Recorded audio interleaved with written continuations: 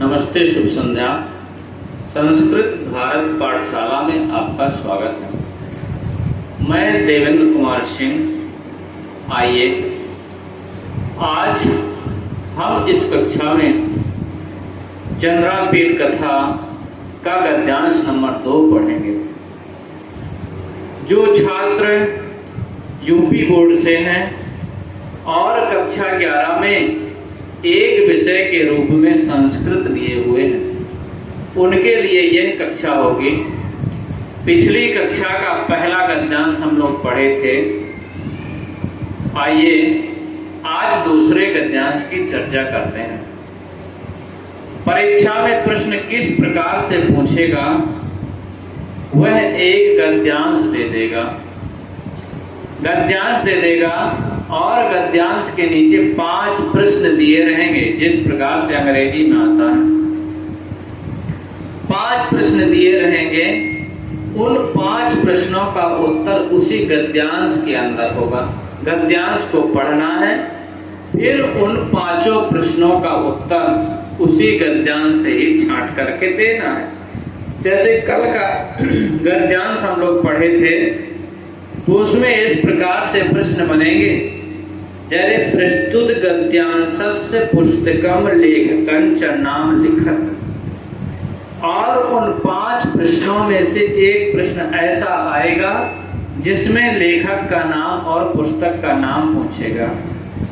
तो इसमें हमें आंसर देना है कि प्रस्तुत गद्यांश चंद्रापीठ कथा, प्रस्तुत गद्यांशस्य पुस्तकम नाम चंद्रापीठ कथा, अस्य लेखकः च बाणभट्टः अस्ति। यह सीधा सीधा लिख देंगे। लेखक का नाम बाणभट्ट, पुस्तक का नाम चंद्रापीठ कथा। यह अपने से लिखना पड़ेगा कि यह चंद्रापीठ कथा से है और इसके लेखक बाणभट्ट है। बाकी प्रश्न आपको उसी गद्यांश से मिल जाएंगे। जैसे शूद्रकः कः आसीत्, शूद्रक कौन था?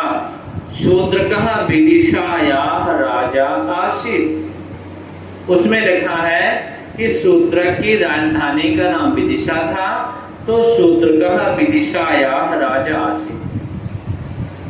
अगला प्रश्न है, देव विदित सकल शास्त्रार्थ राजनीति प्रयोग कुशलः पुराण इतिहास कथासु निपुणः सकल भूतल रत्न भूतः वैशंपायनो नाम शुको अयम्। रेखांकित अंश का अनुवाद करना है। एक प्रश्न उसमें से आएगा कि लेखक का नाम और पुस्तक का नाम लिखो। एक प्रश्न रहेगा, रेखांकित अंश दे देगा, कहेगा उसका हिंदी में अनुवाद कीजिए। हिंदी में अनुवाद करना है। देव, देव का अर्थ देव होता है। विदित सकल शास्त्रार्थ, संपूर्ण शास्त्रों का ज्ञाता। राजनीति कुशलः, राजनीति में कुशल।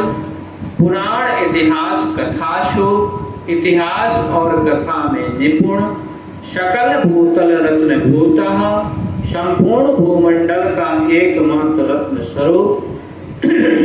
वैशंपायनो नाम शुको अयम्। यह वैशंपायन नाम का तोता है। अगला, शूद्रकस्य राजधानी का आसीत्। शूद्रक की राजधानी क्या थी? हम कल पढ़े थे शूद्रक की राजधानी विदिशा थी। शूद्रकः कै परिवृतः आसीत्। शूद्रक किसके द्वारा घिरा रहता था? शूद्रकः अमात्यैः परिवृतः आसीत्। को नाम प्रथमे वयसि वर्तमानः आसीत्। राजा शूद्रकः प्रथमे वयसि वर्तमानः आसीत्। चांडाल कन्या कुतः आगता?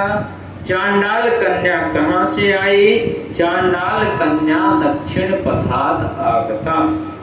वैशंपायनः कः आसीत्?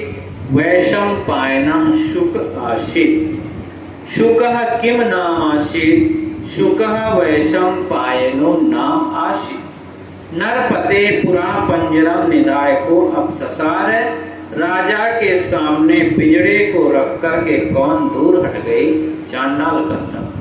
आइए दूसरा गद्यांश पढ़ते हैं। गद्यांश का जो तोता पिछले गद्यांश में हम पढ़े थे कि राजानम उद्देश्य आर्याम इमाम पपाठ, राजा को उद्देश्य करके शुक ने एक आर्या छंद पढ़ा। छंद की कोटियां होती हैं, कुछ छंद, किसी छंद का नाम आर्या है, कोई अनुष्टुप होता है, कोई वंशस्थ होता है, शार्दूल विक्रीडति होता है, तो आर्या छंद को शुक पढ़ता है राजा के सामने। आर्या छंद पढ़ेंगे। आर्या छंद के प्रथम पाद में 12 मात्राएं यानी कि 12 मात्राएं होती हैं तथा तृतीय पाद में भी 12 मात्राएं होती हैं। पहले पाद में या चरण में 12 मात्राएं और तीसरे चरण में भी 12 मात्राएं होती हैं। अष्टादश द्वितीय चरण में 18 मात्राएं होती हैं और चतुर्थ के पंचदश और चौथे चरण में 15 मात्राएं होती हैं। पहले और तीसरे में 12 मात्राएं, दूसरे में 18 मात्राएं और चौथे में 15 मात्राएं होती हैं। आइए, स्तन युगम स्पृशनातम समीप तरवर्ती हृदय शोकाग्नि चरति विमुक्ताहारं प्रेतमिव भवितो रिपुस्त्रीणाम्। तोता पढ़ता है, तोता राजा को आर्या छंद सुनाता है। फिर से पढ़ेंगे। स्तन युगम स्पृशनातम समीप तरवर्ती हृदय शोकाग्नि चरति विमुक्ताहारं प्रेतमिव भवितो रिपुस्त्रीणाम्। तोता कहता है भवतः माने आपके, भवतः माने आपके, रिपु स्त्री नाम, रिपु माने शत्रु, स्त्री नाम माने स्त्रियों के, आपके स्त्रियों के। स्तन युगम, युगम माने जोड़ा, स्तन माने स्तन, यानी आपके शत्रुओं के स्त्रियों के दोनों स्तन।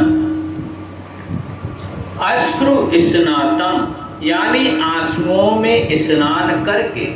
कहने का मतलब यह है कि राजा शूद्रक ने अपने सभी शत्रुओं को जीत लिया था, सभी शत्रुओं को जीत लिया था, सभी के यानी कि सभी शत्रुओं को जीत लिया था। तो जो उन शत्रुओं की स्त्रियां थीं वह दिन रात रोती रहती थी, उनके आंसू निरंतर बहते रहते थे। तो राजा की जो कीर्ति थी, राजा की जो वीरता थी, राजा का जो यश था, उसका बखान इस आर्या छंद में शुक वैशंपायन नामक शुक कर रहा है। कह रहा है कि आपके शत्रुओं के स्त्रियां के दोनों स्तन नेत्रों से निरंतर बहने वाले, यानी लगातार नेत्रों से आंसू बह रहे हैं, जल बह रहे हैं, आंसुओं में स्नान करके हृदय की शोकाग्नि के समीप तरवर्ती हृदय शोकाग्नि, हृदय के शोकाग्नि के अत्यंत समीपतर, अत्यंत निकट स्थित होकर के मोती की माला का त्याग करके मानो व्रत कर रहे हैं, यानी हृदय से बह रहे हैं शोकाग्नि, हृदय के समीप से शोकाग्नि बह रही है, शोक बह रहे हैं मानो। और राजाओं की स्त्रियां क्या पहनती हैं? मोती की माला पहनती हैं। तो राजाओं की स्त्रियों ने, शत्रुओं की स्त्रियों ने मोती की मालाओं का त्याग कर दिया है और वह निरंतर दिन रात रोती रहती हैं, क्योंकि उनके राजाओं को आपने मार दिया है, पराजित कर दिया है। आपके शत्रुओं की स्त्रियों के दोनों स्तन नेत्रों से निरंतर बहने वाले आंसुओं में स्नान करके हृदय के शोकाग्नि के अत्यंत निकट स्थित होकर के मानो मोती की माला का त्याग करके अब वह शत्रुओं की स्त्रियां मोती की माला नहीं पहनती हैं, मोती की मालाओं को उन्होंने त्याग कर दिया है। मोती की माला का त्याग करके मानो व्रत कर रहे हैं, तपस्या कर रहे हैं। यह आर्य छंद किसने पढ़ा? वैशंपायन नामक शुक ने पढ़ा। किसके समक्ष पढ़ा? राजा शूद्रक के सामने पढ़ा। किसकी स्त्रियां रोती रहती हैं? शत्रुओं की स्त्रियां रोती रहती हैं। किसने मोती की मालाओं का त्याग कर दिया है? राजा शूद्रक के जो शत्रु की स्त्रियां हैं उन्होंने मोती की मालाओं का त्याग कर दिया। इसमें कुछ प्रश्न बनेंगे। जैसे पहला प्रश्न बनेगा, प्रस्तुत गद्यांशस्य पुस्तकम लेखकं च नाम लिखत। प्रस्तुत गद्यांश के पुस्तक और लेखक का नाम लिखिए। तो प्रस्तुत गद्यांश किस पुस्तक का है? चंद्रापीड कथा का। लिख देंगे प्रस्तुत गद्यांशस्य पुस्तकम नाम चंद्रापीड कथा। कौन सी पुस्तक है? चंद्रापीड कथा। और अस्य लेखकः, अस्य माने इसके, लेखकः माने लेखक, च बाणभट्टः अस्ति। प्रस्तुत गद्यांशस्य पुस्तकम नाम चंद्रापीड कथा, अस्य लेखकः च बाणभट्टः आसीत्। इसके लेखक बाणभट्ट। समझ में आ गया? दूसरा, स्तन युगम अश्रुविस्नातम समीपतरवर्ती हृदय शोकाग्ने चरति विमुक्ताहारम वृतमेव भवतो रिपु स्त्रीणाम। रेखांकित अंश का अनुवाद कीजिए। इस रेखांकित अंश का अनुवाद करना कि आपके शत्रुओं की स्त्रियों के दोनों स्तन नेत्रों से निरंतर बहने वाले आंसुओं में स्नान करके हृदय की शोकाग्नि के अत्यंत निकट स्थित होकर के मोती की माला का त्याग करके मानो व्रत कर रहे हैं, तपस्या कर रहे हैं। शुको वैशंपायन का आर्या पढ़। शुक वैशंपायन ने कौन सी आर्या पढ़ी? शुको वैशंपायन ने स्तन युगम अश्रुस्नातम समीपतरवर्ती हृदय शोकाग्ने चरति विमुक्ताहारम व्रतमेव भवतो रिपु स्त्रीणाम। प्रश्न नंबर 4, विमुक्ताहारम किम व्रतम इव चरति? विमुक्ताहारम शूद्रकस्य रिपु स्त्रीणाम स्तन युगम व्रतम एव चरति। विमुक्ताहारम शूद्रक की शत्रु की पत्नियां व्रतम एव चरति। अस्य श्लोकस्य वक्ता को अस्ति। इस श्लोक के वक्ता कौन है? अस्य श्लोकस्य वक्ता शुक अस्ति। इस श्लोक के वक्ता शुक है। बस प्रिय छात्रों, आज इसी गद्यांश को पढ़कर के विराम करेंगे। कल तीसरा गद्यांश पढ़ेंगे।